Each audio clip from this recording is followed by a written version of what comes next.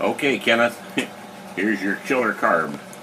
All we did, we left your finish on there, but on the bottom, we did paint the bottom with some of it. Well, we're not going to tell you what we did with it, but anyway, it's a baked down something down here to keep it from rusting.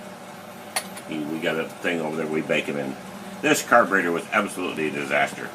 We're not going to tell you what all we did, that we earned our money on this thing. What this thing is supposed to do is go up and sit here on 12. With the computer it kicks in, that means 12 parts of fuel to 1 part of 12 parts of air to 1 part of fuel. As you accelerate, it should start to lean out because of the momentum of the car takes less fuel per air. Then after the power valve kicks in, you watch it, it'll start richening up again, which gives you the more horsepower. Here we go. You can see how sweet that starts. See that little red dot? That computer is calculating. That ain't the computer. The computer's down there. This is just a readout up here. Look at that. Sitting on 12 parts. We got that by correcting these mixtures here after we did all the complete interior work on this thing, which we're not going to tell you what we did, but we're the only one in the business that knows how to do it. Now, we also had to attach this bracket on it because it was all floppy and loose. I mean the shaft. I mean the thing on the shaft. Now watch it. Watch this mixture. See it thinning out. See it thinning out. See it thinning out. Watch it. Watch it. Watch it. Now you're up to atmospheric pressure. You're hitting about 2,000. Now watch it. See it go back when that power valve kicked in. That goes back to rich. Watch it go back to rich. One more time.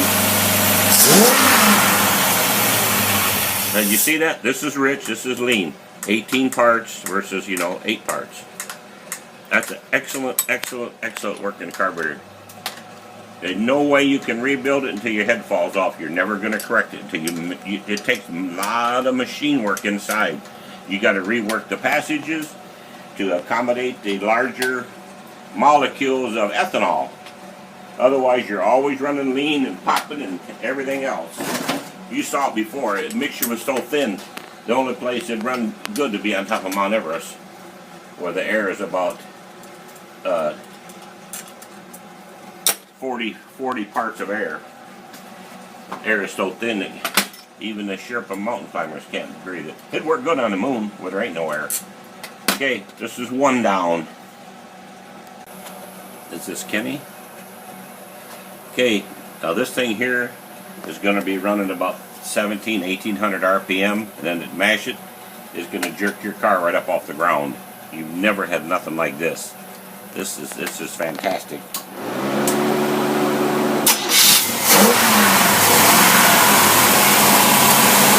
see that run about 1600? The computer shows you run about 14 parts of fuel.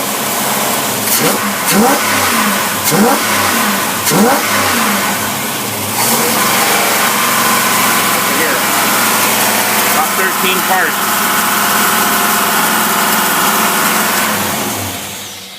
Carburetors never ever run like that. There you go. Okay, Kenneth, this is the other end carburetor, slave carburetor. Of course, we can't slave no more. That's not politically correct.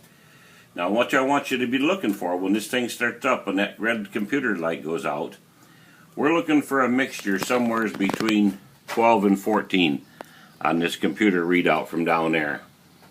And what we're looking for is somewhere around 3,000 RPM. So you're driving around town in that middle carburetor, or even racing, these carburetors should not open until that middle carburetor is at least 3,000 RPM. You make your linkage. This is not designed for simultaneous operation. Never was. These are designed to drive it on the 2. When you get to 3,000 on the other one, these here are supposed to start coming in.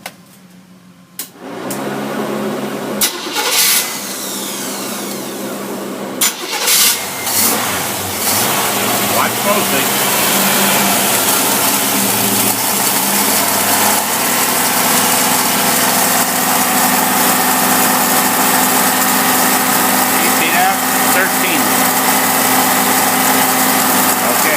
Wrap it on up. That's it. all you need to see. I'll go in there and get your money.